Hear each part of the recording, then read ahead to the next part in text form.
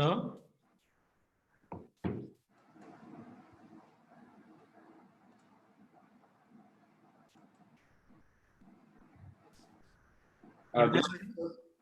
Hello? Good afternoon, sir. Good afternoon, sir. Good afternoon, good afternoon.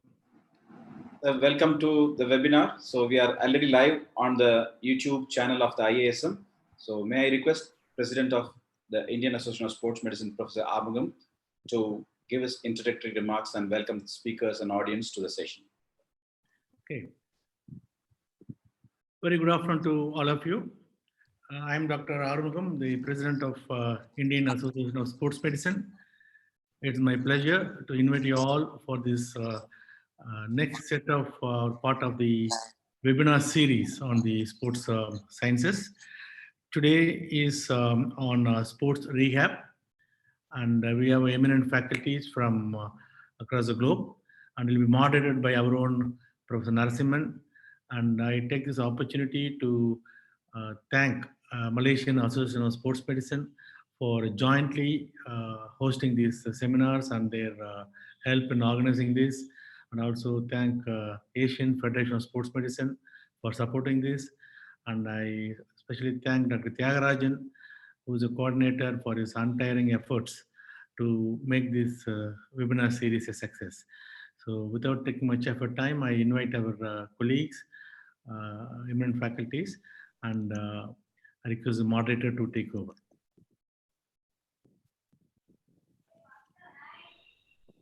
Professor Narasimhan. Thank you, sir. Thank you very much for the introductory remark. It's our pleasure to invite you all to this sports rehab webinar. Today's session is going to be on sports rehab. So we have two eminent speakers, Dr. Steve Milanes and Dr. Dinesh Chaminda Sri Sena. Dr. Steve Milanes is from University of South Australia, Adelaide. He's an associate professor and currently program director of the Masters of Advanced Clinical Physiotherapy program and graduate certificate in Advanced Clinical Musculoskeletal and Sports Physiotherapy program at the University of South Australia. He's also director of the International Center for Allied Health Evidence and research director for the Invictus Pathways program, IPP. The IPP is a program that provides structured physical exercise to facilitate rehabilitation of injured veterans and emergency workers. He teaches evidence-based practice, use of electrophysical agents, functional biomechanics, and manual therapy in both the undergraduate and postgraduate programs at University of South Australia. Steve holds a number of honorary positions, including a visiting scholar at Sri Ramchandra Medical Research Center, Chennai, India. He's also visiting professor at University of Santo Thomas, Manila, Philippines, and affiliate professor at Tokyo University of Technology, Tokyo, Japan. He is currently the national chair of the Professional Practice Standards Committee of the Australian Physiotherapy Association Musculoskeletal Physiotherapy Group. He has published over 90 peer-reviewed papers and presented at over 20 international conferences covering the range of topics, and currently supervises 9 PhD students. His areas of research interest include tendon recovery, post-exercise, and clinical education. Steve is here with us to talk about sports recovery, maximizing rehab by maximizing recovery. Over to you, Dr. Steve. Thank you very much for that introduction, Professor Narasimhan. And also, I'd probably like to start by thanking the conference organisers for allowing me the opportunity to present on a topic that's of interest of mine, and also for organising a really great conference. I've listened the last couple of weeks at night to the webinars, and some very interesting topics covered. So it's been a very interesting and quite a diverse range, which is great to see. Like I said, my area of interest is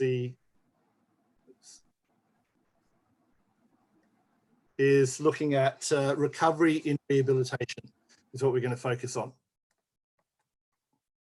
So when we talk about rehabilitation, it's about returning the athlete to their optimal performance levels after an injury or a condition or a general condition, etc. Anything that's disrupted their their performance levels. For athletes, performance is the main goal that we're looking at. So everything from a rehabilitation perspective, the goal links back to their performance. So anything, be it a condition or injury, that disrupts that level of homeostasis, that the base level is what we're trying to rehabilitate them for. And it's really, in many ways, a juggling act. So as a rehabilitation specialist, when we're dealing with athletes, rehabilitation is about we need to load the athlete in a way to get adaptation of the soft tissue, but not, so in effect, we disrupt their homeostasis. We effectively aggravate their injury potentially, but in a controlled manner. And then we wait for them to return, to recover, for then us to repeat that process to allow recovery to occur. And this occurs through all systems in the body, not just connective tissue, soft tissue, but also physiology, cardiovascular, etc. It's the same sort of process of a controlled aggravation, if you like, to allow them to heal. When we talk about rehabilitation, we have a range of principles that we follow through, and as a rehabilitation person dealing with an athlete, we need to balance our progressive overload principle with, threshold training and keeping well aware of the target ceiling and not overcoming that, making sure it's specific to the rehab process, etc., considering fit principles, etc. So there's a whole bunch of stuff that we need to consider when we're developing these loading programs. Rest and recovery is the one that we're going to follow. I'm going to try and focus a little bit on today. And what we're after with recovery, coming back to this picture, is that we can see that when you load the tissue, load the structure, load the body for that matter, from a rehab perspective, that the homeostasis is disrupted. And then once the load stops, we stop applying the load, then it returns to normal. Usually following exercise, we'll bypass into an improvement. And then if we don't exercise, it will return back to our baseline. So really, where our aim in rehabilitation, optimal rehabilitation of athletes, is really to identify that narrow band in the middle there, whereas the optimal timing to actually, and the load to actually reintroduce the load into the person's tissue, again, might be physiology, might be ligament, tendon, etc., to continue that progression. If we come too early, then what we end up doing is getting over time, a reduced capacity of the tissue or the structure of the person. So we end up causing more problems. So if we really, what we're talking about with recovery is looking at that line from A to B and looking at ways that we can actually reduce that time. And that's really the aim of recovery. So I like to get rest away from it. Let's not talk about rest, let's talk about recovery, because that's really what we're after. Physiological recovery of tissue, be it local connective tissue or whole body. And when we're talking about rehab, it's more than just injury rehab. I think a really important thing to emphasize throughout the whole process is that recovery is actually normal. So if the athlete doesn't do anything, or if we don't do anything to the athlete, they will recover. It's very rarely they've actually hurt themselves sufficiently in a training program or an exercise program that they won't recover. The human body is designed to recover. So we're a very lucky profession, if you like, because no matter how bad we are, the person will generally get back to normal. They will recover. So the problem with that is it makes it hard when you're reviewing the evidence to differentiate between what is normal healing, what is normal recovery, and what is secondary to the recovery intervention. There's always a maturation bias. So whenever reading the literature, it's always important to try to differentiate the normal recovery process from that which occurs from the intervention. So really what we need to do, as I was saying, is improve that recovery, reduce that time from A to B before we can re-aggravate in a controlled way. We're loading the tissue in a controlled way to get that adaptation. What about COVID-19? COVID-19 had dramatic changes, a dramatic effect, obviously all around the world, but I can only talk about the Australian context in our national sport structure. It came at the time of football, which is a national obsession here, Australian rules football. We have a national league. And our players often come from different states and play in state-based teams. They travel around the countryside. Obviously, with the lockdown, we had no longer the control of the players as such. So recovery, and what happens is most of the players actually went back to their hometowns, their own areas, etc. So we lost the ability actually to control the recovery. So athletes were required to train and also recover as such in their own space without assistance. They weren't allowed to train with others. And generally from a professional athlete's perspective, the support came from telehealth. So recovery strategies were therefore really self-directed.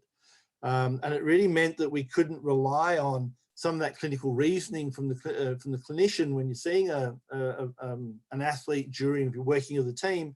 They had to really learn how to recover themselves. So it really is a case where we have to be able to understand recovery to actually be able to teach the individual athlete, particularly within a COVID-19. It really reinforced it.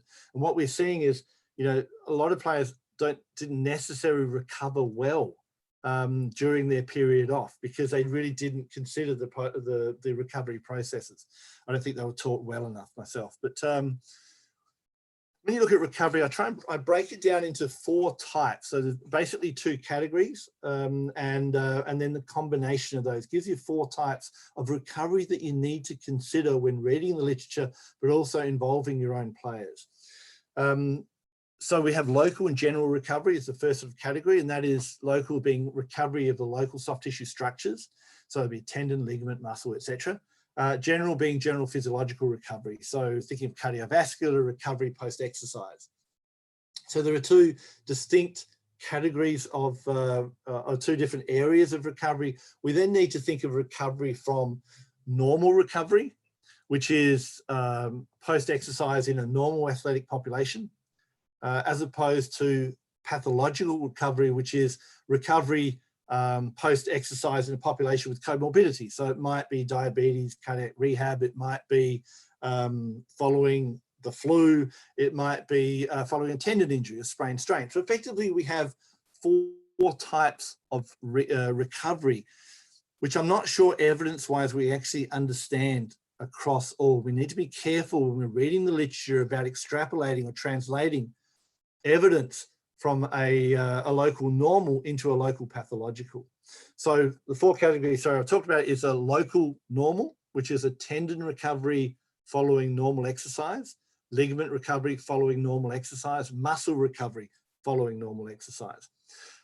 We have local pathological, which is localized recovery in pathological tissue. So strain, sprain structures of a tendon, ligament, etc., muscle injury, the recovery process that occurs following exercise in that cohort is different than local normal.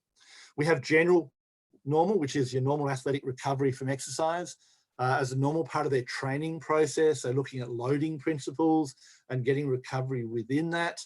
And then the general pathological, which I was saying before, is patients with diabetes, cardiac rehab, etc., who may have a more generalized issue that we need to consider in the recovery. So when really need to, I think it's important to differentiate. So when reading the literature, we need to really think about whereabouts that recovery is actually talked about and how it fits with the clinical scenario that we're dealing with. So my personal area of research interest, as Professor Narasimhan talked about, was tendon recovery. When we look at tendinopathy, there are 4 models of tendinopathy that are talked about. Cook and Purdon model is probably the last one and probably the most popular, but unfortunately, still at this stage, we don't really understand why tendinopathy occurs. We understand a whole bunch of risk factors, but we still don't understand why, if we have 5 people doing the same activity, 1 person develops tendinopathy, 4 don't. So we still don't understand what the real causes. We're getting better at managing, but actually the causative factors, I don't believe we still have a really good handle on. So that was my area of interest in that area, is to try to understand what is normal tendon recovery post-exercise. So this is, if you like, local normal, to try to understand how that might lead into a local pathological leading into an overuse injury in the tendons. And I focused on tendons because they're the most commonly used in overuse injuries.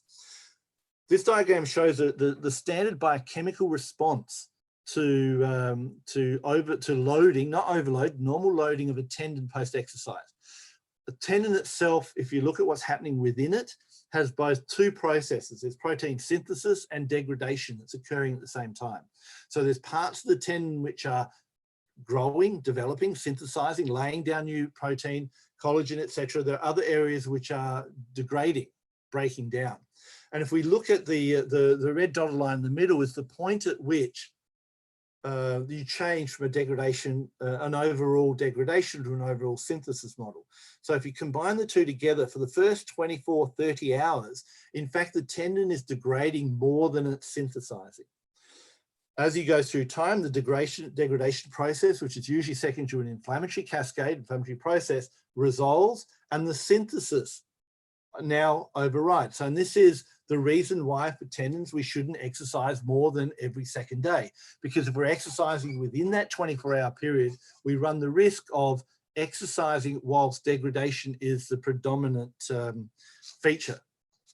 But this is a general model. This is for, if you like, for everybody, not specific to, it doesn't really look across the population. This is an average sort of group figure. So we did a study a few years ago, which we had published in the American Journal in 2017. And Harry is continuing his work in this area, and I'll talk about in a second. We looked at 23 military subjects, so we looked at Army soldiers who are fit, healthy. We looked at them following a 7.7 kilogram march, and this was a loaded march. So they were carrying 35 to 40 kilogram packs. So the march went for about an hour, 16 minutes, about an hour and a quarter on average, the march. They marched as a platoon. We use diagnostic ultrasound. So our university teachers has a diagnostic ultrasound school, so we are fortunate enough to have access to this facility. We ultrasounded their Achilles tendons before exercise. We ultrasounded them after the exercise, and then 72 hours later. So we did it on they marched Friday morning. So we ultrasounded before the march Friday morning. They went for the march. We hung around and ultrasounded them afterwards within 2 hours. And then we came back on Monday and ultrasounded them again. And we looked at a range of tendon dimensions and vascularity. So we looked at the longitudinal image of the sagittal diameter, transverse image, and looked at the area. Both about 20 mil above insertion and at the insertion of the Achilles tendon.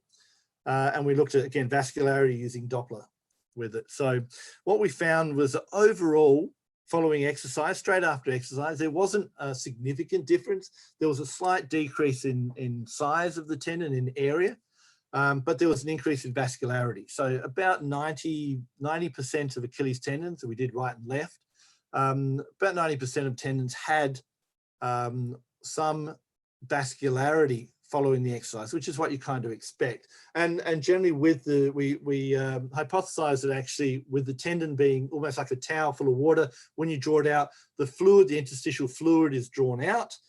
There's increased blood supply through there as it's a normal part of the inflammatory process. But the interesting finding from this study was that 3 days later, about 22% of subjects actually had an increased cross-sectional size of the tendon, Achilles tendon, and increased vascularity remaining there 3 days after the exercise. And if you look at the figures for this 22%, this is not all of them. So overall, there would have been a non-significant effect, but within it, there was a definite about 22% subgroup where you can see that relationship there. Looks like a slight decrease straight after. So D0 is before exercise, D1 straight after, D3 is 3 days later, so day 3. And you can see that there's a significant rise both in the AP diameter, so the anteroposterior dimension of the sagittal diameter, 20 mil proximal to the calcaneus at the insertion, and also overriding of the area. There's a definite increase in this subset of patients, about 20%. What we're actually looking for, you can see this is the sort of the measures we took. In the top left-hand corner is the vascularity. It's described as hypervascularity because we appreciate tendons normally have blood supply. They're not totally have no blood supply, but following activity and increased perfusion in the area, the Doppler is sensitive enough to pick up an increased what we call hypervascularity in the area. And the bottom right-hand corner, as you can see, the dimension changes. So what we found, this reflects some of the other research, particularly in runners over the years, is that about 20% of athletes have an increased hypervascular response to exercise in tendons. This is normal tendons. So this is suggestive of, has been linked to increased prostaglandin release in the area. And that reflects an early part of the inflammatory cascade, which leads to vasodilation. So prostaglandins are a vasodilator, so it increases that degradation. It potentially suggests that in about 20% of these fit, healthy people who exercise very regularly, that there's a prolonged inflammatory response. So if we go back to that previous diagram, the degradation over synthesis, and about the 24 or 30 hour mark, most patients are synthesizing more than degrading, if you like. That's a point of crossover. In fact, for these guys, 72 hours later, the degradation was still a significant feature of the presentation. So, as I said, it's potentially secondary to increased prostaglandin release. We're thinking about the key message from that, when you look from a recovery perspective, is that local normal recovery is actually different between athletes. So even if you're talking about rehabilitation from the broadest concept, we need to be careful that we rehabilitate individualized to the athlete rather than a generic type of rehab, because particularly in athletics where we're really pushing them and we're pulling them towards that 24 or 30 hour sort of time limit before we load them again, actually what we may be doing in about 20% of our population is running the risk of hurting themselves. One of our clubs, football clubs, and I'm thinking it's probably linked to this, actually uses muscle strength as a recovery flag for when they can go back. So once they have 90% of their muscle strength, particularly in the hip abductors they use as the measure, once they're back to 90%, then they can go back to training. And I'm wondering how much is the muscle and tendon unit together is actually showing in the muscle strength. We're showing in the ultrasound with the vascularity. So the key message is in your recovery from rehab, even in local normals, and we're not even talking about pathological yet, talking about local normal, but in fact, one size doesn't fit all. That we need to make sure that if we're working at an elite level, and if we're working at an elite level, we're working at athletes who are really pushing that barrier. We're pushing that A to B, if you like, about when they're coming back in. And that A to B line, which is a recovery stream in 20%, is actually quite flat and has an extended period of time. We want to be careful. And my hypothesis and what we're looking at is, in fact, that if we're retraining them or aggravating them, these guys, is 20% early, they're still in a degradation phase. We are setting them up for a tendinopathy. So we're actually overload, and then we get permanent damage, structural damage, and then pain develops. Pain's a poor indicator of pathology. So I think we need to be aware of that. And what we're doing at the moment, Harry's work, is we're trying to identify a recovery protocol with ultrasound to try to identify those athletes who are at risk, where we can start developing strategies to try to reduce that post-exercise effect. So it's about local normal recovery. Okay, I'm going to talk about a number of other forms of recovery that are often used. I see in the sports area, in rehab, and also in both normal rehab and also in athletic training. Cold water immersion is probably the most popular one that's used. And it can range from the top left-hand corner ice bath through to the beach recovery session, which a lot of our teams use. They'll go into the beach usually the day after exercise, after they played a game, and they recover, and the cold is obviously less cold associated with it.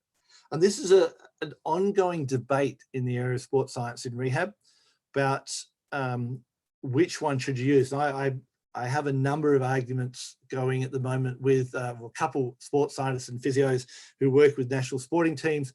His analogy is, yeah, I know cold works, so if I do colder for a shorter period of time, then it must work better. So we're going to look at a little bit of the evidence associated with that to see in recovery what may be the best approach. So look at some of the systematic reviews associated with it. Mercado et al. In 2016 looked at cold water immersion related to muscle soreness.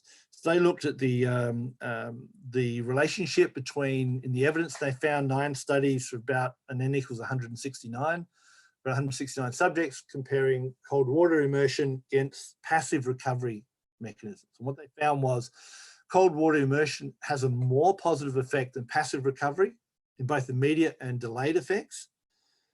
Of more interest, I think, from a clinician perspective, is that water temperature has to be between 10 to 15 degrees for immediate and delayed effects. That's where the evidence shows you get the best effect. And for 10 to 15 minutes had the best results. So often you find systematic reviews don't necessarily provide you with the sort of clinically relevant useful disease. So some really nice data coming out of the cold water immersion literature showing that about 10 to 15 degrees for delayed muscle soreness as a result of exercise-induced muscle damage, and about 10 to 15 minutes for that time. So 10 to 15 degrees, 10 to 15 minutes. We look at Versi et al., and they looked at cold water immersion. It's a systematic review, but they focused on exercise performance. And interestingly, a similar picture that across a range of sports in the literature that they found, the immersion in about 10 to 15 degrees Celsius of water for about 5 to 15 minutes appeared to be the most effective at accelerating performance recovery. And this is whole body immersion associated with it. So it seems to facilitate performance recovery and reduces the soreness. Leader et al. Again in another systematic review found that cold water immersion alleviated symptoms of DOMS, similar to Mercado's study in 2016, effective at 24, 48 hours. Interestingly, and I think importantly, had a significant effect in reducing CK levels, so creatine kinase, which is a byproduct of muscle damage, so showing that the effect is physiological. And I'm going to talk about that important fact later on. But interestingly, I found this interesting, and we'll look at the next study as well, is that cold water immersion had no effect on the recovery of muscle strength. It improved power, but not strength. So there seems to be something going on with the muscle that's different with the cold water immersion. And I think it was clearer looking at Robert's study, and this was looking at a bunch of sports players, athletes, looking at post-exercise cold water immersion. What they found is that actually over a long period of time, so they used it over a long period of time, as far as repeated visits over a season of sports, etc., of rehab. What they found was that cold water immersion actually attenuated the long-term gains in muscle mass and strength. So in fact, cold water immersion as a recovery strategy appears to blunt the activation of the key proteins and satellite cells in skeletal muscle for up to 2 days following exercise. So if you're going to use a recovery strategy, you need to link it to where they are within the loading process, because what it appears from a cold water immersion literature is that individuals who are using strength training, who are looking at, if you like, their training is about increasing their capacity, actually cold water immersion may in fact delay that progress.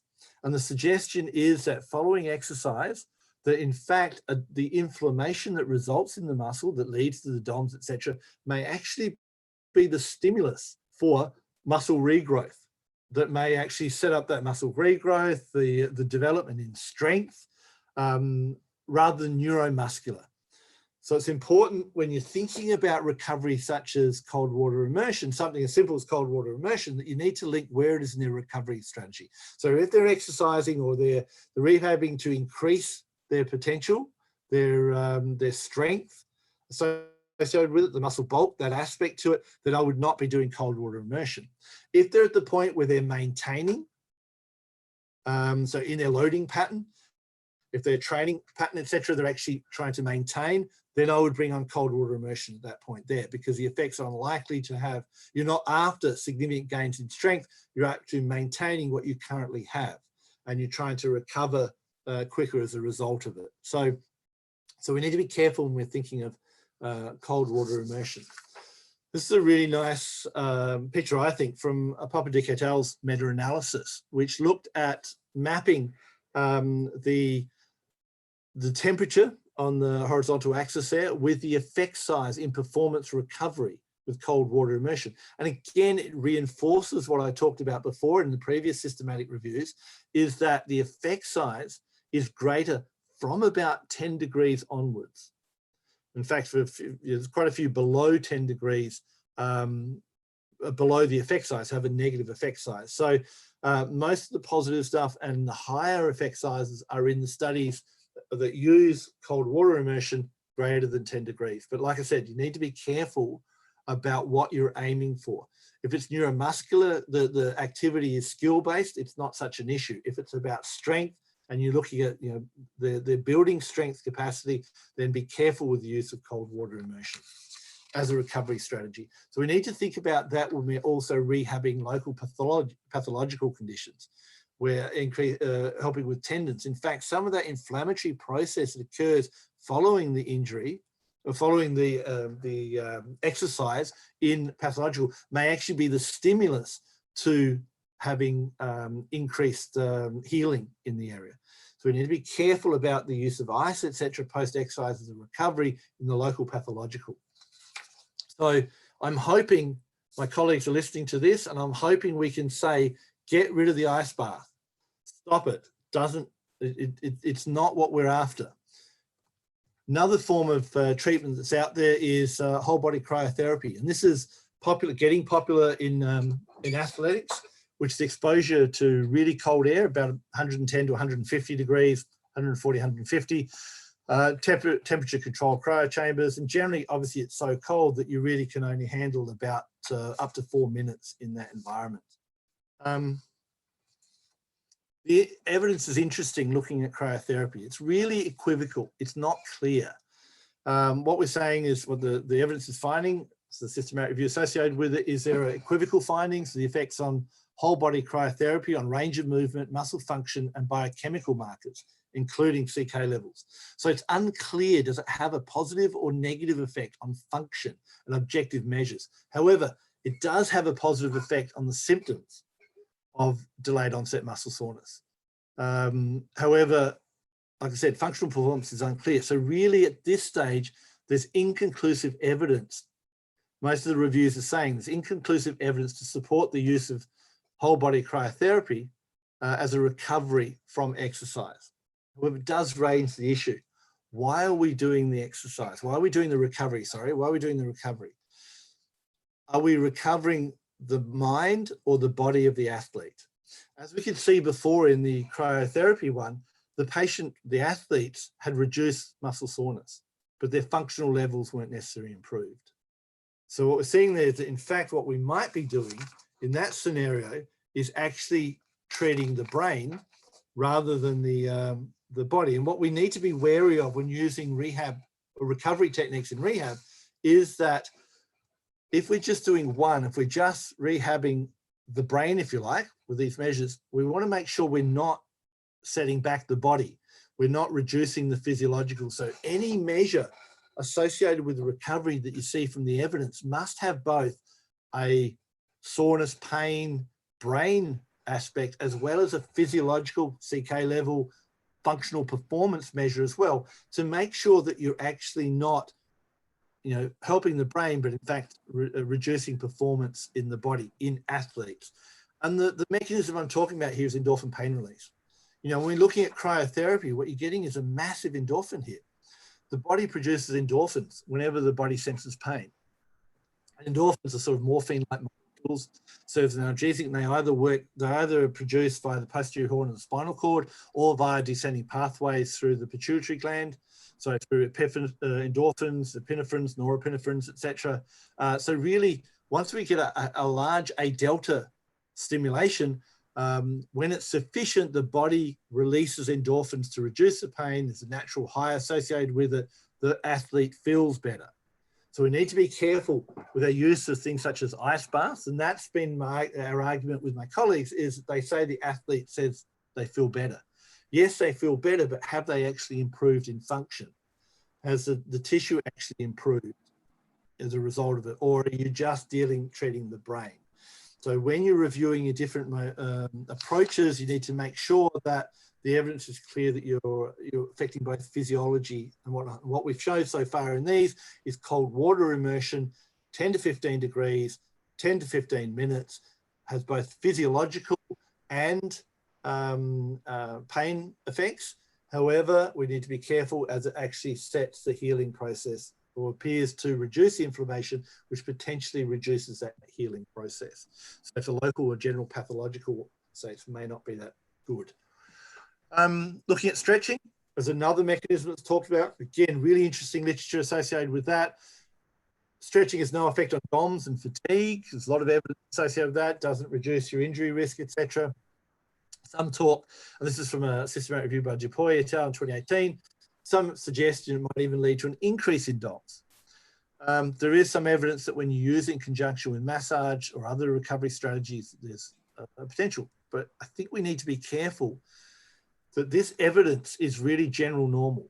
When I'm talking about general normal, most of the evidence associated with stretching as a recovery mechanism is in the normal athletic population. It's not in local pathological. So if we're doing for a tendon injury, I still think stretching has a perspective, has a role, because stretching in that condition is treating or stretching a different form of collagen than it does in normal tissue. So in a healing cascade up until you're remodeling, part of the remodeling process is you've got type 3 collagen. So you've not got normal collagen. So I think stretching clinically works better on that than it does on type 1 collagen, which is your normal general recovery. So I think we need to be careful when reading the literature, particularly associated with stretching, and not what I see, which worries me, some people throwing stretching out for those patients with clinical conditions in their rehab, in their recovery phase, because they're saying there's no evidence of stretching facilitating recovery. There's no evidence of stretching facilitating recovery in normal patients, not necessarily in patients with pathology. Another one that's got really popular, which I thought was interesting to put in, was foam rolling. Again, with the COVID stuff, we're talking about stuff that athletes will do themselves. They're now more responsible for their own healing, their own recovery, their own rehab, etc. So foam rolling is one that's talked about. Fleckenstein et al. Did a study looking at the use of, in 45 healthy adults, again, general normal, looking at the use of foam rolling and finding that they use both preventative and regenerative. So preventative foam rolling just before the exercise and regenerative was straight after the exercise. They use exercise to fatigue. At the knee extension, they looked at maximal isometric voluntary force in the quadriceps. And they found that use of foam rolling resulted in a decreased loss in strength after exhaustion exercises. And there was when you look regenerative compared to preventative, so before exercise to after, there's a large magnitude or wide variability in results, but it was non-significant. But when you look at it, it was quite variable. So in some people, it had a dramatic effect, others less so. So again, coming back to what is the individual healing process and where this intervention might fit in. But this study here really showed that for some, it had a really dramatic effect. For others, it had no effect. So it'd be interesting. I'd be intrigued to have a look what these are back to the normal tendon recovery, how they might fit. But what they're saying is a single bout of foam rolling reduces neuromuscular exhaustion, particularly with maximal production in recovery, but it's regenerative rather than preventative seems to be the best way to go. And again, the guidance is that should have about 3 seconds of a roll on it. So if you're doing it on the muscle, 3 seconds of roll, doing it for about 30 to 120 seconds, doing different stretch, doing runs, repeating it 1 to 3 times with about 30 seconds of rest in between. So that seems to be the helps for recovery. Compression garments, again, something that's talked about a lot. There seems to be evidence of a significant and positive effect on DOMS and perceived fatigue up to about 96 hours after exercise. So again, these measures are if you like, brain measures rather than body measures. There doesn't seem to be, with most garments, the selected compression garments, any changes in CK levels, interleukins or CRP concentrations following exercise, except with really high level compression. There was some evidence that actually your compression garment has to have a high level of compression to actually have a significant effect on muscle function compared to the low thing. But again, we're talking about psychological rather than physical measures. Probably the last one I want to talk about, so I'm probably running out of time, is sleep. Because again, these are all measures that we can do without the patient, without having to hold the athlete's hand. And there's nice evidence from a rehab perspective that sleep extension had the most beneficial effects on performance, on muscle performance. Again, we're talking about general type of recovery here. So when we're looking at the different factors on sleep that might be there, so people talk about napping. Napping doesn't have an effect on performance, doesn't appear to have an effect on performance. Sleep hygiene doesn't either. So sleep hygiene is making sure that before they go to bed, they don't have blue light, they don't use a computer, they relax, they prepare themselves before they go to bed. The evidence for that performance is very low, but the evidence is higher for, in fact, more hours of sleep when they go to sleep would be the issue from a recovery perspective. So that was just covering some different forms of recovery from a rehab perspective. The key, there's a million different forms of recovery, but I just want to cover some of the major ones and get you thinking about the fact that your recovery strategy has to link to where the type of presentation, so when you're applying it, we talked about cold water immersion, we don't want it to be part of when the athlete's training and loading up, but in fact relevant when they're loading, maintaining. We don't want to use, not that we don't want to, we need to ensure that if we're going to use ice baths or we're going to use cryotherapy, that we also use another means associated with it. So maybe some cold water immersion, something else which has a physiological effect rather than just treating the brain. So, so thank you for the opportunity to talk. I'm happy to take any questions that may come up.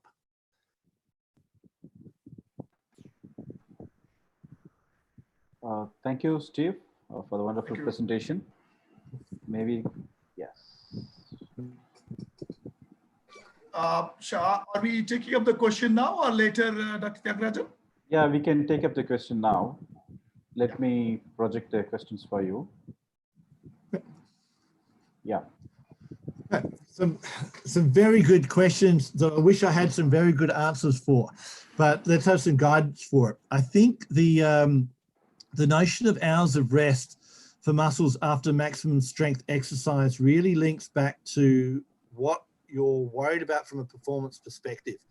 And I think to a degree there's an individualization around it, because athletes which are train in strength training more regularly will return neuromuscular strength quicker than those who do strength less often. So there's a specificity in the exercise that's promoted. So it needs to come back to, so I think from a neuromuscular perspective, I would link back to what type of training the subject does. From a connective tissue perspective, I wouldn't be loading more than 48 hours. And that's being conservative, with the idea that for an individual athlete who is on a training program, I would actually, and similarly we do with one of our state national football teams here, is actually test with a dynamometer, so a static dynamometer, and look for ensuring they have at least 90% of their strength back before they go back to the training protocol that you're actually going to do. So I would actually, if I was working with an athlete over a period of time, I would actually be trying to understand what their individual recovery strategy is. So even after maximum strength exercise, I would be, because again, it depends if they're doing it regularly. If they are used to doing it, then they will be better able to cope with it from a neuromuscular perspective. So strength may return quicker, but I'd still be concerned from a soft tissue perspective. So personally, 48 hours minimum. We talk about 30 hours where we move from a degradation to a synthesis perspective.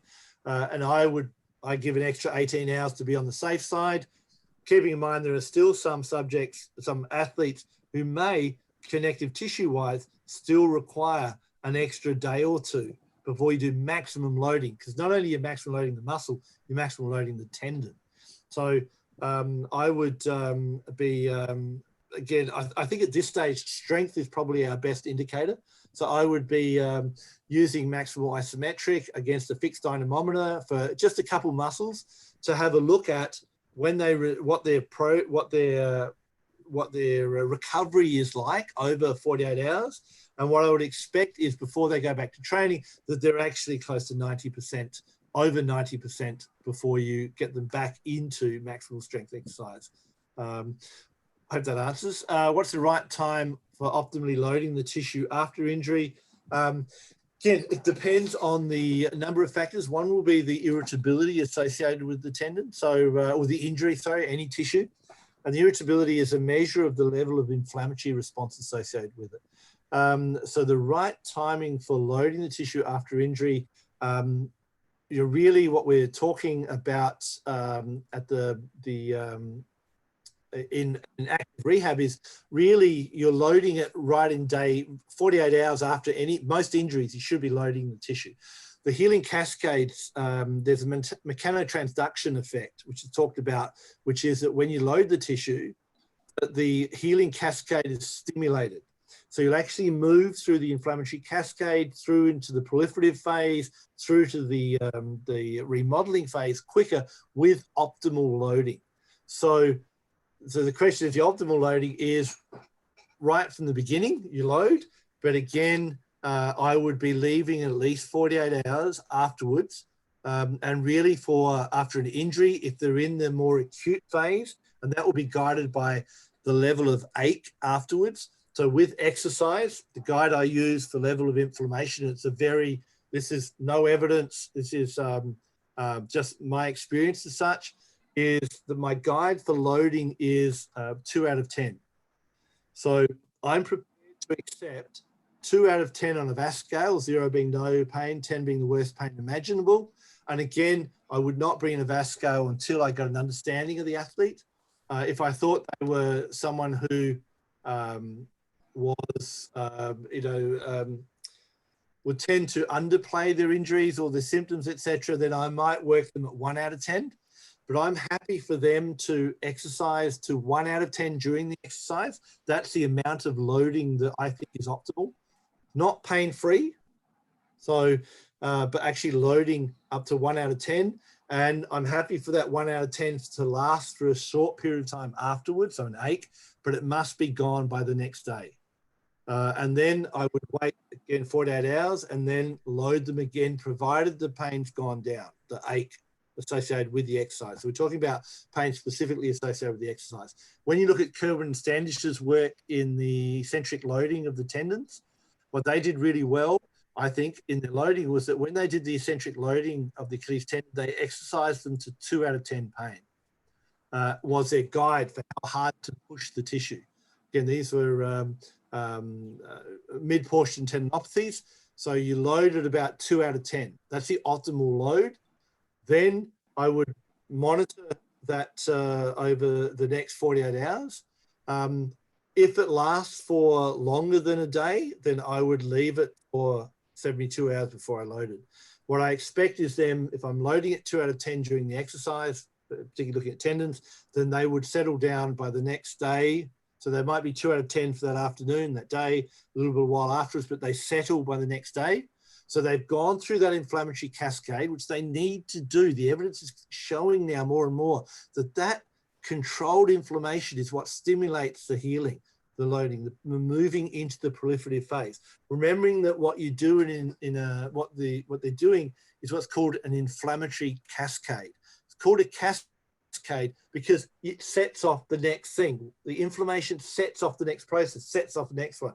So cutting it out early on often means it doesn't progress through. So 2 out of 10 or 1 out of 10, depending on our understanding of the athlete. Leave it again. I'm saying 48 hours on average, but monitor, particularly post-injury, and don't be scared to leave it a little bit longer. Does cannabis oil enhance recovery? I have to say that's not an area of knowledge of mine. I have some stuff with some of the proteins, but I don't know enough about that to pass comment on. Sorry. Thank you, Steve, for the wonderful session. So at the end of every session, we have opinion poll. So normally we have this webinars post lunch. So to wake up some of our colleagues, we have this poll on a slightly debatable topics where the consensus may not be there sometimes. Today's poll question on recovery is this: post training, whether it's, the diet has to be protein based or carbohydrate dominant to enhance the recovery and performance. So basically, whether it's protein rich or carbohydrates.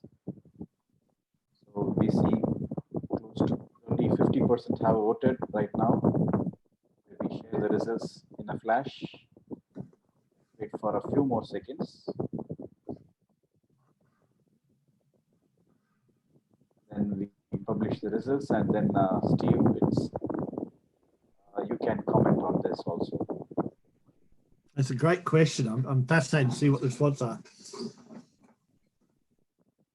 Okay, so here are the results. Steve, your comments on this, please. Okay. The evidence associated with protein is interesting, that there seems to be the protein response is better when loaded with carbohydrate. So the two together seem to work more effectively as a recovery strategy for muscles, so particularly glycogen. So protein by itself is not necessarily as good as putting it with carbohydrate. Now, I can't remember off the top of my head, but there is a maximum of protein before you start getting, you don't start getting the benefits from exercise recovery, but it's the two together.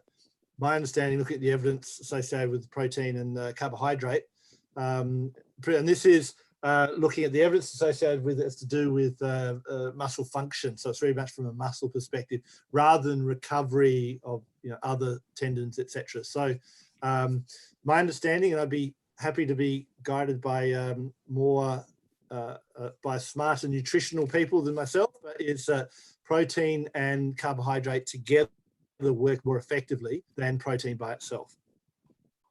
Great. So thank you so much. We have some experts in the panel also. Professor Narasimhan and Professor Mahed, do you have any comments on this nutritional recovery after training? I'll let Prof. Nara to talk first. Narasimhan, Prof. As per evidence, we need to look for it. It should be the combined one, carbohydrate as well as protein. That is what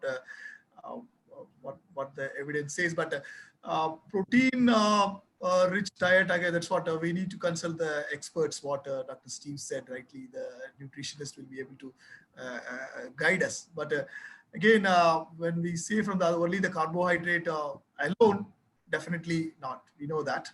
So how the combination, we need to look for more evidence on that area. Thank you. Let's hear from the horse's mouth then. Over to the nutrition guy.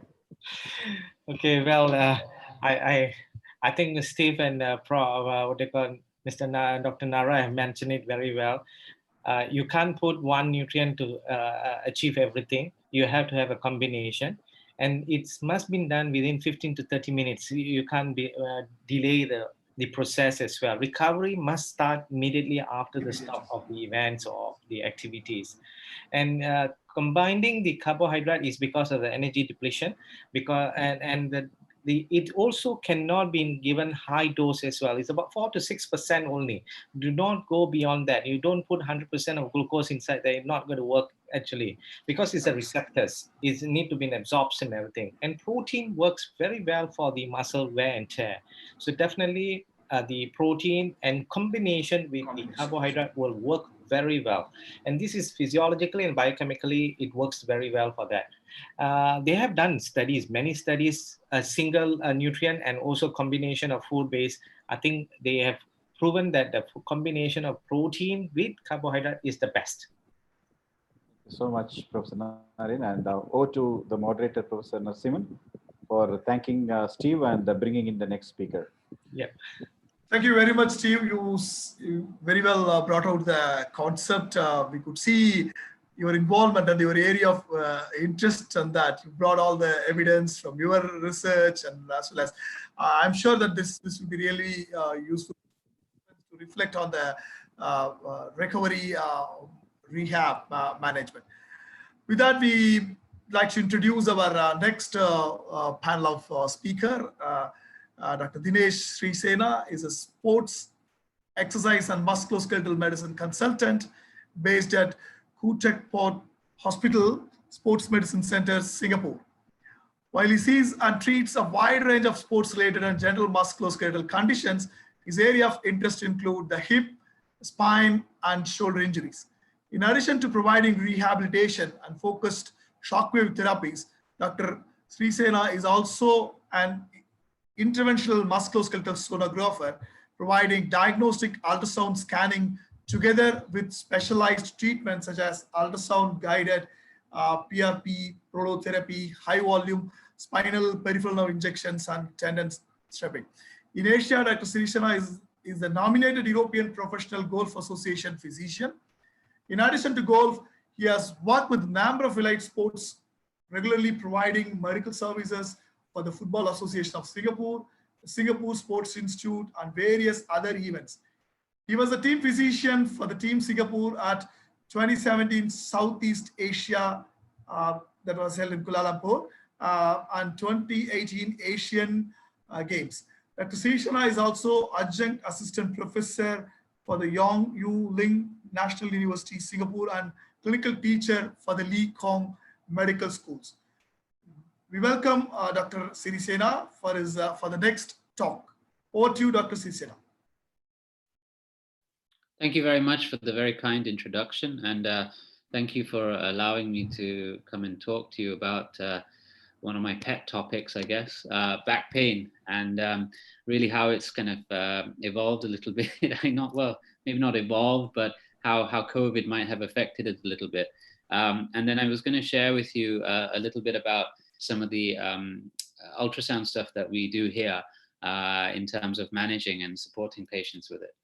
So I don't think my talk will be as wide-ranging as Professor Steve's, but it's going to be fairly focused on just the back pain mainly. And we're going to look at some of the challenges that we've obviously had during the COVID-19, why some people may be developing more symptoms over this time, look at some of the clinical management aspects, and then look at the role of the ultrasound. And it's very interesting to hear how ultrasound can be used in predicting tendon problems in elite athletes, and perhaps we can extrapolate those things to the general public. And hopefully once you've heard this, you'll be inspired to use ultrasound in patients who come in with back pain of your own. So hopefully we can take this further in the future. So 2020 started off with a bang. And as you can see, it was meant to be all colorful and wonderful. And then this happened. The world basically stopped, and a virus took over. And we have this, the last time I managed to download the image, we've had huge numbers of cases all around the world.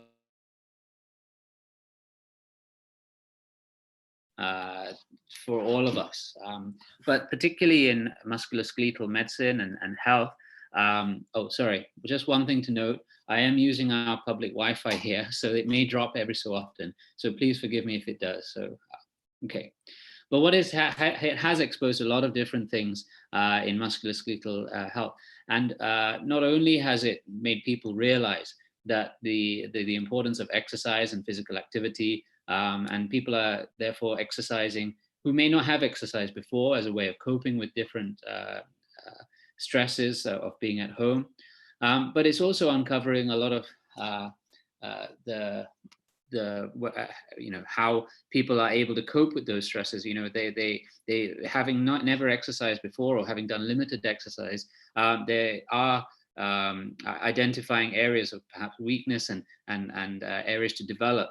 And as a consequence, actually, many people are coming in to see us now, having developed symptoms over the virus period. So some of the challenges here that we've had in Singapore have been the stay-at-home notices and the quarantine, and I'm sure Professor Steve is probably quite well aware of things going on in Australia as well. That people coming from overseas have had to stay in isolation for up to 14 days, and this has really kind of affected normal routines, normal physical activity levels, and a lot of patients now are really starting to suffer from the physical inactivity that has evolved from this. And actually, one of the big concerns amongst sports physicians and I'm sure people who work in sports science and so on is this the potential that this is going to be the year where the obesity epidemic really starts to skyrocket, and we're going to start to see a huge increase in the obesity and physical activity inactivity levels internationally. Interestingly, when we're talking about obesity, and I'm just digressing a little bit here, in patients who are already obese, the risk of illness or the risk of more significant symptoms is higher from COVID if you are in the kind of higher BMI levels. So if we look at the risk here, so patients who requiring mechanical ventilation, if they had a higher BMI, that obviously led to them requiring more mechanical ventilation. And actually, this is really going to be a potentially big problem if we do develop further pandemics in the future. So, there's a real big concern that we are only starting to see the downstream consequences now, and what it will have in the future, we don't know. I don't know if this is appropriate to run here. There is a little questionnaire that I put in, but I don't think we will probably dwell on this. But I don't know if any of you have ever experienced back pain. And from a personal perspective, having experienced back pain before, let me see if I can activate it. Oops. Having experienced back pain previously, I can assure you that it's a very unpleasant thing. And the first thing that comes to mind is, will I ever be able to walk again? Is this going to be a permanent fixture? How will I recover from it, and so on? Oops. Interestingly, one of the Disser et al. Reported that arthralgia and joint pains was actually quite profound in the patients suffering from COVID-19, and they believe that it's partly due to this the systemic inflammation mediated by various factors, and that therefore it goes and affects the skeletal muscle and the bones and joints, and the trouble with the COVID-19 infection is that actually a lot is still unknown. Are there going to be any long-term effects on the muscles and the joints? Are we going to see significant sarcopenia and risk of infection from trouble with respiratory muscle function? And often in patients who are admitted to hospital, because of the use of steroids, quite strong steroids in fact, in terms of their treatment, are we going to have future risks of things like osteoporosis and so on? Actually, sarcopenia, big topic at the moment in terms of frailty and prevention of falls and in the elderly. And here in Singapore, it's really kind of hit the limelight a little bit. I mean, the whole thing with sarcopenia and our aging population. So there's a lot of research going into this, and this may be a bit of a blip in terms of what happens in the future. particularly in those people who've developed COVID-19 and then subsequently recovered, but then what are the long-term effects that we're going to see? So back pain during COVID-19. Now, having gone through a quarantine and stay-at-home notice myself, I know that it can be incredibly frustrating. And so the WHO, tried to help everyone to stay physically fit and physically active by suggesting, try online exercise classes, play video games with your children, or, try skipping ropes and all these other exercises. And if any of you are followers of, users of Twitter or Instagram or Facebook, you'll know that there's been this huge explosion of people doing things online, from anything from doing HIIT training at home to using all sorts of equipment. And if you watch any of the videos on YouTube, there's all these examples of people trying to do exercise, and for whatever reason, I don't know why they record themselves, but where things go wrong. And actually, a lot of people are doing stuff that they're not accustomed to doing. And hence, in addition to issues with recovery that Professor Steve was talking about before, there's issues with doing things that they're unaccustomed to, and suddenly and as a consequence, they're at risk of putting themselves at injury.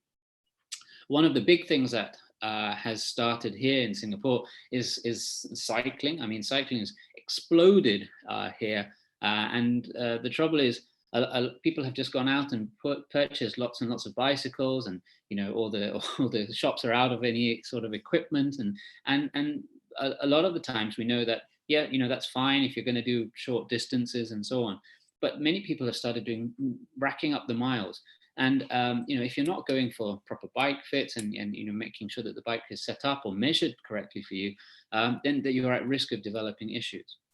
So the unaccustomed activity is inevitably going to lead to some back pain problems, and we are already starting to see people start to trickle in with back pain issues as a consequence of activities undertaken during the COVID period. Another big issue, though, is the whole working from home, and while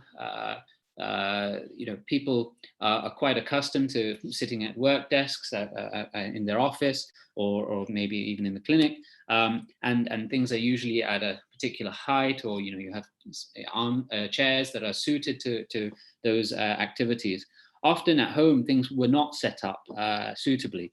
And again, here in Singapore, when the circuit breaker was applied and when the lockdown came about, there was a sudden explosion of people going out and buying new tables and desks and all sorts of office equipment for use at home.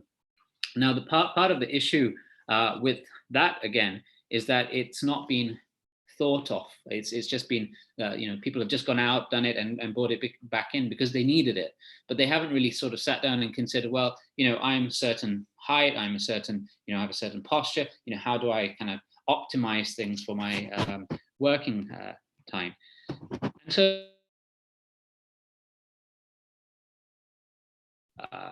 working patterns, some people may be sitting in the bed and working, often we're going to people are sitting at dining tables and they're craning over laptops. Other times people may be using additional workstations or computer screens, and while that might be helpful, are these correctly set up, or are these ergonomically suitable for their work? The other thing is that, and a lot of patients have come in and mentioned this, is that they tend to be working much longer hours than they're accustomed to. So because of this working from home, that you don't have that distinction between sitting at work, get your work done, and then you come home. The day is getting longer and longer. And some people are not just working at 9 to 5, they're working 9 till 8 and spending much longer in time in front of the computer. So if any of you have an interest in neck and lower back pain, I do, or if you don't, but I do encourage you to sort of take up that interest, because I genuinely believe that neck and back pain is going to be one of those important areas that we are quite comfortable with managing in the future. And we're going to see a lot of that as a consequence of this whole COVID situation that we've faced. Obviously, the other thing that we do come across a lot is the eye hunch. Now, we did a small study here in our clinic, just of our patients who came in. And actually, a lot of patients do have really bad sitting posture when they are using the smartphone. And I think, again, as a consequence of this whole COVID period where people are spending longer and longer times on the computer, but also on their smartphones, on smart devices, you're going to see a lot more neck pain problems. There was a short editorial by a group in Italy, and they found that although the number of cases overall of back pain was less, and that there was more from a trauma aspect, and that may be because of the number of people doing activities that they were unaccustomed to doing. So from the HIIT training, or from maybe cycling and falling off their bikes and so on. And as a consequence, more of them required more investigation and maybe surgical interventions. So when we're dealing with back pain in terms of clinically, of course, there's many pain generators that we need to be considering. And quite often there's this significant overlap between things. So just for example, today I had a patient, a lady in her mid-40s, came in with, who I'd seen previously for shoulder pain. And she's had a history of neck. She'd had a implant placed between her C5 and C6 vertebrae.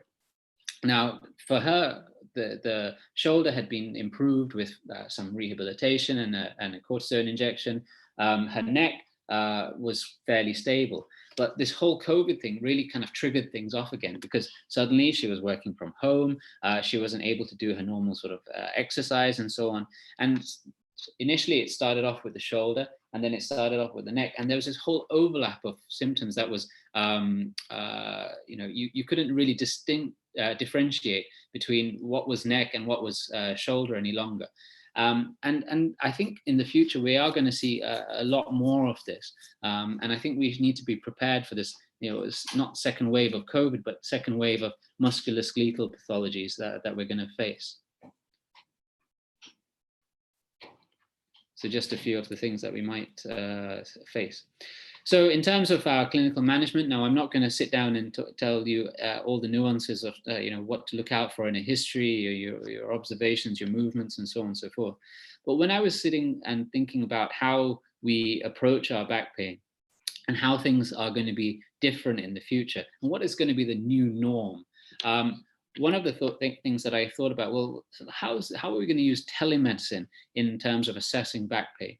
And the back to me is a very tactile sort of area. You have to really sort of get your hands on patients quite often and really assess and look for where their pain is coming. But where will telemedicine sort of fit in?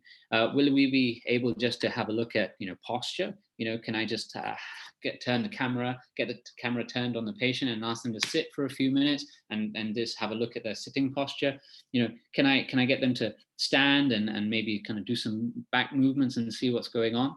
And so that sort of triggered me off to have a look at what kind of things are going on in terms of telemedicine at present, particularly pertinent to the orthopedic and musculoskeletal examination. And so there was this paper by Tanaka et al., and they suggested a whole series of different things that you can do in terms of like a checklist for examining the musculoskeletal system. And they have this app where you can superimpose a goniometer onto the picture of the patient, and then you can try and look for the degrees of movement and so on. Maybe you can do some functional movements, ask the patient to sit and stand and maybe walk and do some functional movements. But the trouble is really in musculoskeletal, and like I said, with back, sometimes you really just want to kind of localize, get your hands on the patient. And I think it's going to be a little bit of a problem in the future in terms of managing these cases. the other thing is that, how well is it kind of received? There was a, Tenford et al. They said, well, actually, telemedicine is generally well received by patients. They surveyed a whole bunch of patients who had undergone teleconsultations, and they asked the physicians as well whether they felt sort of satisfied by it. And yes, it may be something that we can apply, but the main kind of drawback of it is sometimes with the red flags, and sometimes until you've really got your hands onto the patient and you've examined their tendons, their joints, their back, you might be missing certain things that are actually only obvious when you have them in your presence. And so there was this case that Blumen et al. Kind of mentioned, and there was a telemedicine encounter. And they just thought it was a gonoarthritis, but actually it turned out to be a pathological fracture. So, I'm not trying to sort of give you sort of scare stories, but I think telemedicine has a role, and maybe we can use it for sort of following up on patients with back pain and so on. But maybe particularly in more ambiguous cases, we should have a lower threshold of bringing people in, particularly when you were talking about the red flags and so on and so forth with back pain. So this is something I put together for a previous talk, but I thought it's still relevant to what we're talking about here. So of course, if somebody doesn't have concerning symptoms and so on and so forth, you have a whole bunch of treatments that you can do, and maybe these kind of patients are more appropriate for dealing with in a remote way. In patients, obviously, who have the red flags, and you could start off with a teleconsultation on this one, if they do have things that are concerning. And the trouble with back pain is that the majority of the time, there are some things that, may be of concern to you as a clinician. You should sort of consider bringing them in for investigation. And of course, if everything's okay, then you can put them back on the other half of the flow and go down a more conservative approach. But if there are, really sort of, red flag symptoms, considering an early onward referral is never a bad idea. So we come on to one of my pet topics, which is the role of ultrasound in MSK, particularly back pain and spine issues. So I don't know if the panel here, I don't want to sort of try. I think this would be difficult to do the poll. But does anyone in the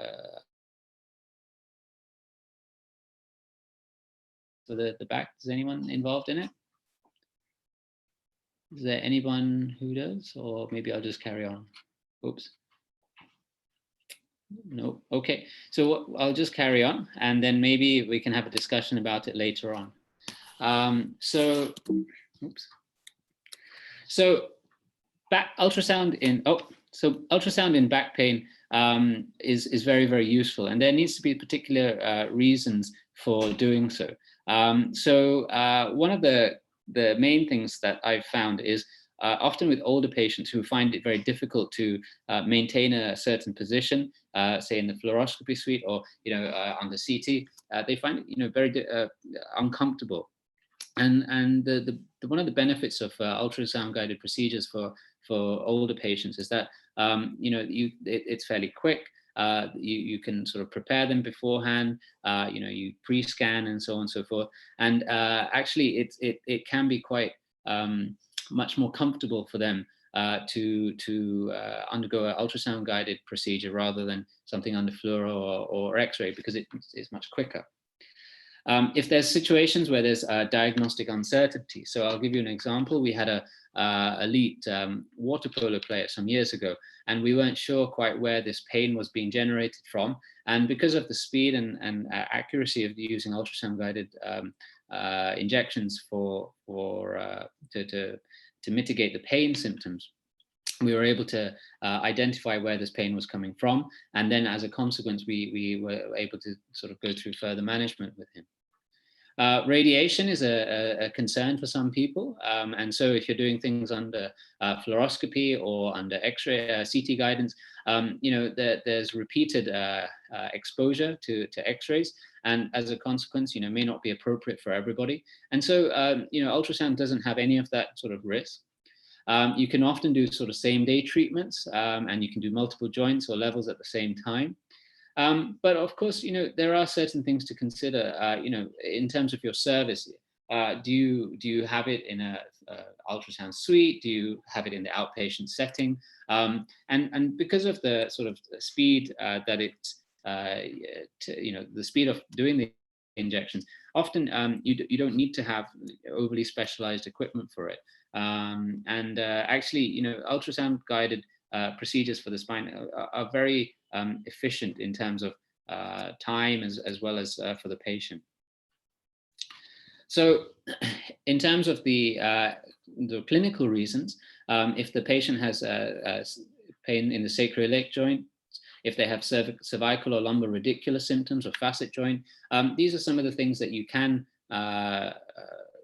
treat under ultrasound guidance. But of course, it's very, very important not just to jump to doing injections.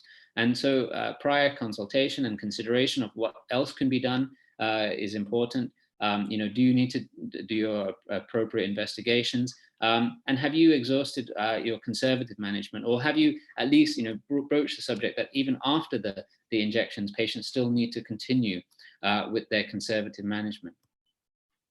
So there are various sites that I commonly do for cervical and low back pain. And these are them. So sacroiliac joints are very accessible by ultrasound, and it's very straightforward, guiding a needle into that area.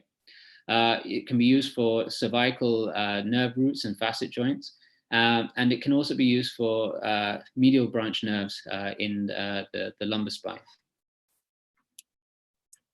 So this is just a few slides on the practicalities of doing the injections. So when you're looking for the sacroiliac joints, first and foremost, it's important to identify the sacrum. Now, the sacrum is identified by obviously placing the transducer in a short axis across the sacrum. And what you'll find is that the sacrum has a very small spinous process. And when you move laterally, you will find that there's a break in the cortex, and then you will see the gap where the sacroiliac joint sits. Often when you're doing the injection, because of the high crest of the ilium, you can't actually get into the sacroiliac joint from a lateral aspect. So approaching from the medial aspect is most appropriate. So this is what I was talking about before. So here we have the sacrum. We have a small spinous process for the sacrum, and you can compare this to the lumbar spine in a short while. We have the ilium here, okay? And actually, if you imagine you're trying to get the needle in to the sacroiliac joint from a lateral aspect, it's going to be very, very challenging, because basically, as you follow the ilium, you're going to be blocked by it, and you're not going to get the needle in. So coming from a medial approach means that you can, avoid the ilium and actually go through the muscle and go directly into that sacroiliac joint, somewhere like that. When you approach the lumbar spine, first and foremost, it's important to scan from the sacrum upwards. So the sacrum is kind of like your landmark. You identify the sacrum with the small spinous process, go proximally in you can either go in a longitudinal or a transverse plane. So I tend to go transverse initially, and then identify the larger spinous process. And then you can move laterally to see where the facet joint and the medial branch nerve sits. Oops. Other clinicians, they suggest going from a longitudinal perspective. So in long axis, you see the spinous processes, and then it helps you identify the level that you might be approaching. And then you can turn into transverse, and then you can identify the joints. For the nerve roots, you can, again, this one you tend to need to start off in a long axis view. So you identify the spinous processes, that you identify your levels, and as you move laterally, you will identify the facet joints, the transverse processes, and basically the ligament that sits between the transverse processes. So the intertransverse ligament is sitting just above where the nerve roots exit. And if you aim your needle for that space, it will track back into the exiting foramen. So this procedure isn't actually into the nerve root itself. It is a periradicular nerve injection, and relying on the steroid to, once it's deposited in the correct space, to track backwards into the the nerve that's being compressed by either the facet joint or the disc. So if we look at it schematically, so this is the, oops, sorry, I think my images may be slightly incorrect here. So this is looking at this lumbar spine in the short axis. And so what you tend to have is you have a tall spinous process, and then you have the lamina, and then you have the facet joint sitting here before you find the transverse process. And in between the transverse process and the lamina is where you're aiming for in terms of the injection. Just there. If I go back a step, here, just where the transverse process is, this is where the medial branch nerve sort of comes out and innervates. And if you're trying to block that, or maybe even consider something like radiofrequency ablation, you need to guide your needle into this little bend here, and then you can anesthetize the medial branch nerve, or you can obviously ablate it under radiofrequency. Sorry, here we go. So this is how you can start off if you want in long axis. So you can see the spinous processes, and then you have the sacrum over here. So this is the L5 spinous process. Alternatively, you can start off in a short axis view. So here we have the spinous process, and as you can,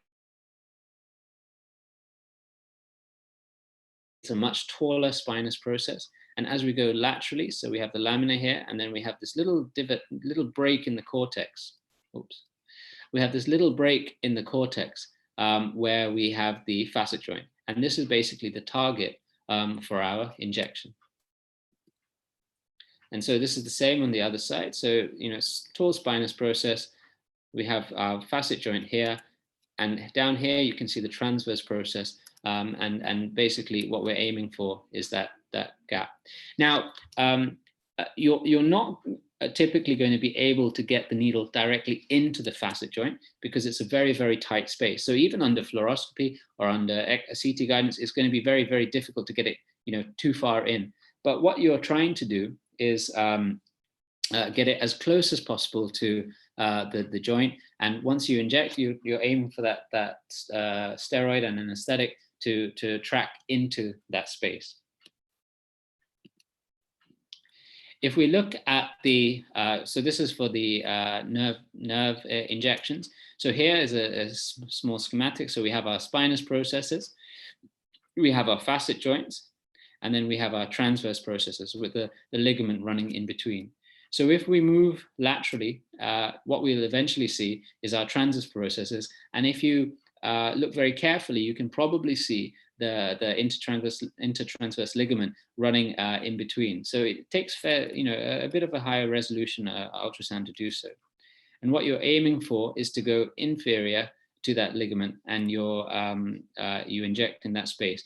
Often patients, when you're near the nerve, they will say they feel some sort of sensation or an aberration in the leg, and as a consequence, you just aim for that space. So here on the ultrasound, we have our transverse processes. I don't know if you can appreciate the ligaments kind of sort of running across. It doesn't really show very well in the image here. But what we're aiming for is just beneath that ligament and just near the transverse process where the nerve root's kind of exiting out, and we deposit the steroid there. As I mentioned before, we're going to see a huge increase, I believe, in neck and back issues. And so it's pertinent to know a little bit about doing ultrasound-guided injections for the C-spine as well, not just for a therapeutic perspective, but also from a diagnostic. So you can either position the patient sort of sitting down here, facing away from you, and then you place the transducer on their neck, or you can just have them in a side-lying position and facing away from you and exposing the side that you're going to inject upwards. When you're identifying the level that you want, I tend to start off by looking for the thyroid and then moving posteriorly. This corresponds usually with the C7 nerve root level. And so what you're looking for is the first, so you start anterior and you move laterally and posterior. You're looking for the C7 and you can see it exiting. And as you go further back posterior, you can see the facet joint. And that's your sort of starting off point.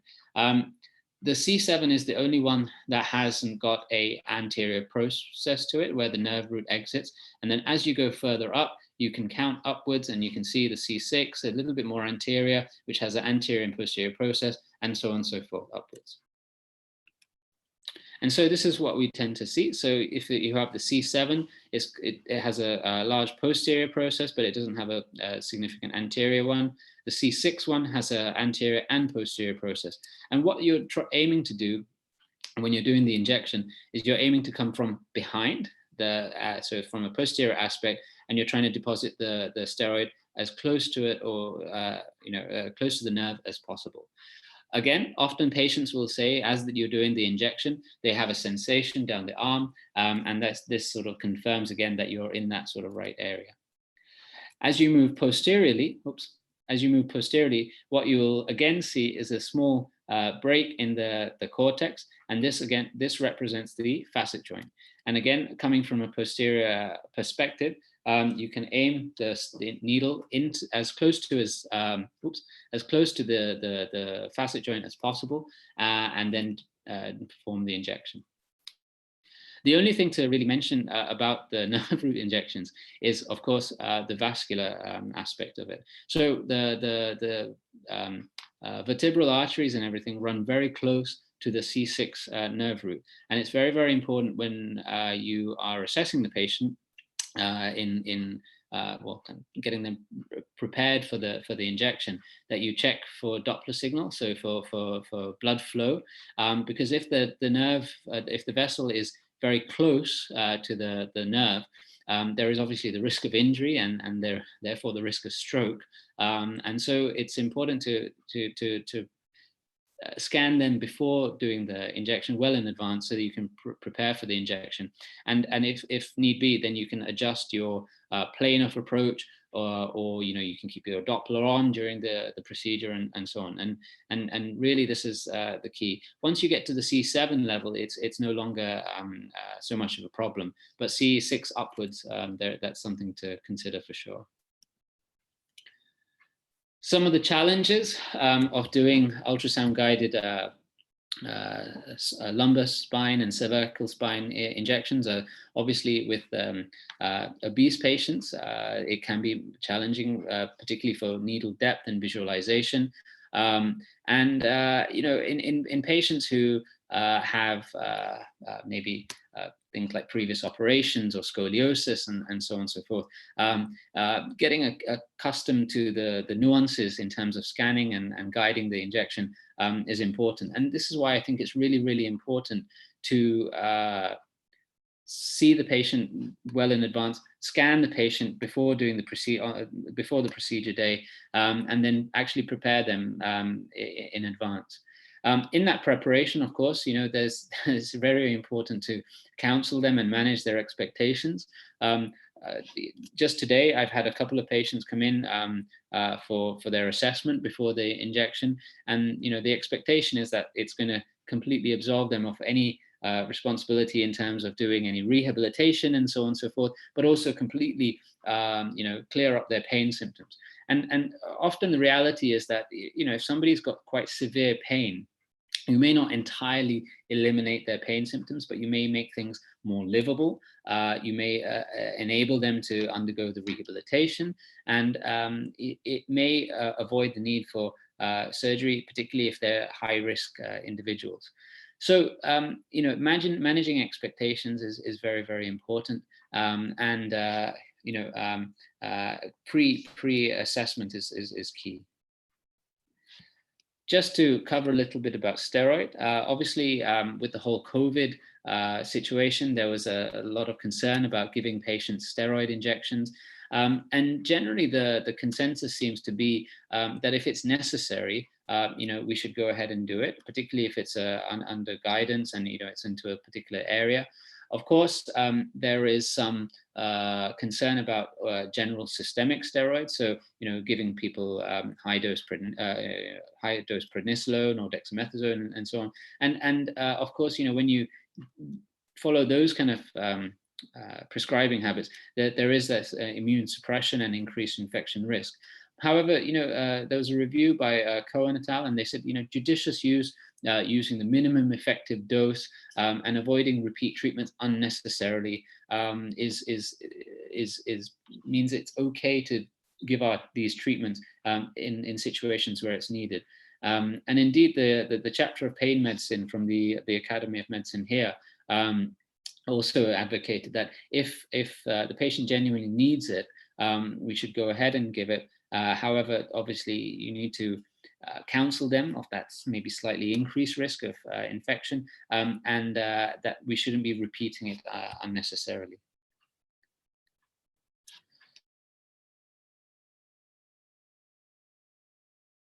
Problem anyway, but I do believe that following the whole COVID episode, we're going to see a surge in neck, lower back pain brought on by people doing exercises that they're unaccustomed to from poor posture and working from home.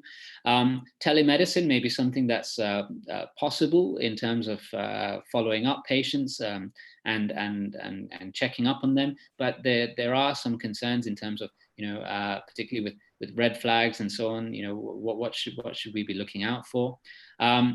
We should be doing detailed assessments before we're doing any investigations. And we can do the injections if required, but we just need to do it carefully and with judicious use. Thank you very much. If there's any questions, I'll just stop my presentation here. Thank you very much, Dr. Dinesh. It was really interesting. Yeah, you're absolutely right. We are going to get more number of back and neck pain clients now. We already started getting, they all consult over the phone. What can I do? Arsen, we will be the first set of patients doing all these webinars, I guess. Yes. Anyway, there are some questions. Professor Narasimhan can project these questions, please. Yeah, there are questions. Probably, should we go to the next slide, sir? It is for Dr. Steve. We go to the next set of questions. Yeah. Dr. Dinesh? Read, yeah. So these are all the questions posted. Okay. So if you had to recommend one home-based exercise for back pain, what would it be? Oh, okay. All right.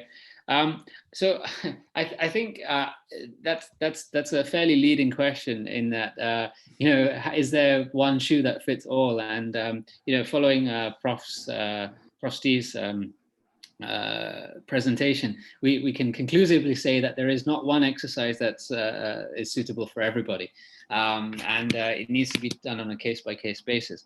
That said, I would say that if you are going to be doing exercises at home, you should be mindful of what you normally do and what your tolerance of exercise is before you sort of undertake things. It's important to, as always, do a warm-up before you start doing exercise. If you start developing back pain symptoms, be mindful of this and not just ignore it, and actually maybe get it assessed. Even if it is difficult to access healthcare services, it's better to get it assessed because it could be something symptomatic of something else.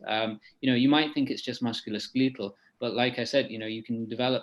You may be having more significant pathological issues, but you're not aware of it. So it's useful to get it looked into.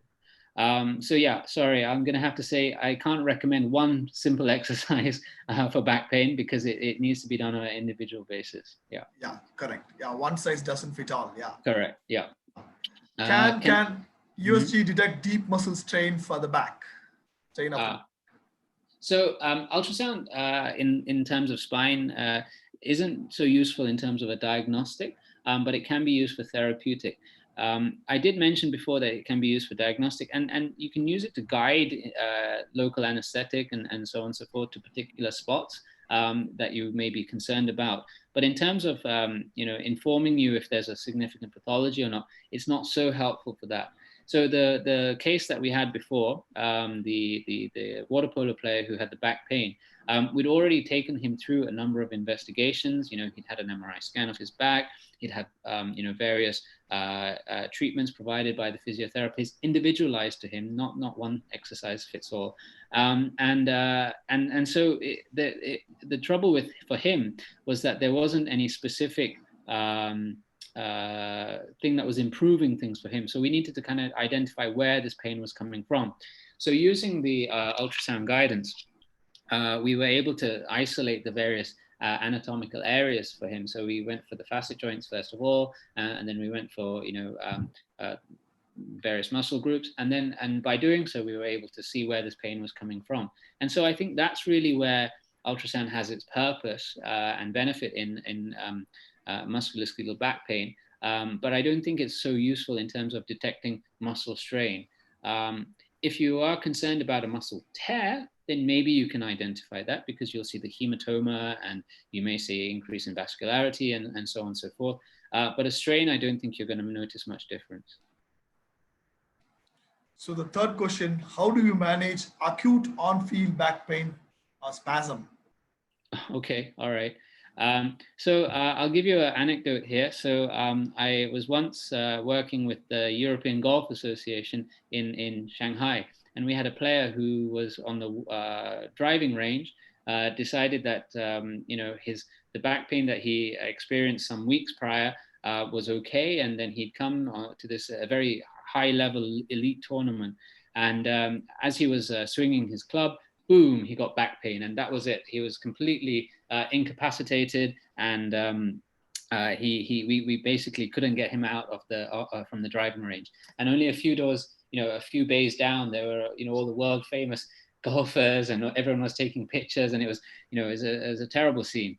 So obviously the most important thing is to have adequate pain management. So I tend to go straight for something like IM diclofenac, or if you, depending on where in the world you're practicing, you might want to try something like Entonox or Penthrox, depending on how severe the back pain is for the individual.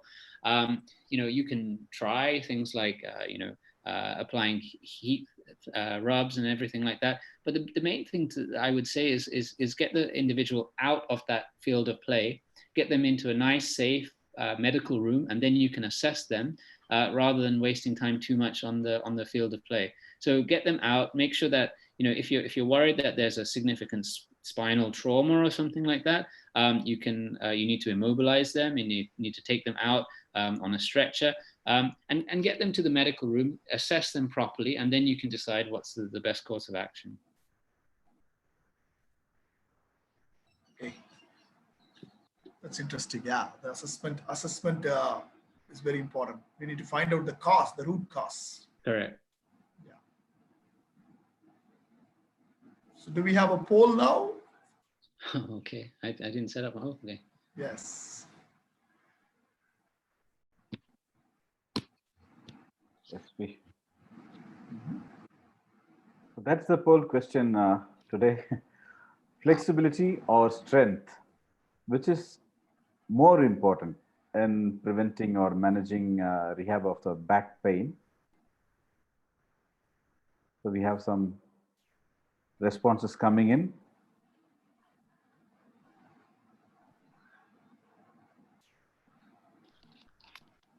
So here also people ask questions like whether we should do gym exercises or yoga and things like that. Different questions come, something similar. I get asked that all the time. I had a patient today who was saying, "Oh, you know, I've had back pain. You've done injections for me. Shall I go to yoga?" I was like, "Well, you know, it's you know, yoga is great, Pilates is great, but I think, you know, if somebody is able to give you something that's appropriate to you and they're assessing you clinically, I think it's you know, great. But if you're in a group class with maybe 30 other people and you're just expected to kind of do things, maybe it's not so appropriate. So yeah, there you go. Okay. Both equally important. Yeah, that's what most of them feel. So if flexibility, yes, without flexibility, and you know, both are important. If it is no flexibility, that's a cause for the pain, and you need to have proper adequate strength also. Great. So I'll sign off from here, and as moderator Narasimhan, Professor Narasimhan, you can please thank Dr. Dinesh, and then may invite the Malaysian Association of Sports Medicine President, who has joined us, for the closing remarks. Thank you. Thank you very much, Dr. Dinesh. It was a wonderful session. You know, it will be really useful to the audience. And you know, you rightly said that now the problem we will be getting more neck and back pain. You know, not only with the athletes, even with the general population. That's what we get. We started getting the, as I was telling you, you know, the calls. What can I do for my neck pain? What can I do for my, you know, back pain? You rightly said, the posture, the work at home. You know, everybody sitting at home without proper ergonomically designed chairs and tables. You know, the computer. A big problem. It's good. It's really good. Both of you, Dr. Steve and Dr. Dinesh, thank you very much. Over to you, Dr. Mahendra. Prof. Halim? Okay. I think Prof. Halim is coming in. Yeah, he's there. Nice. So he can say the thank you words. Thank you, Prof.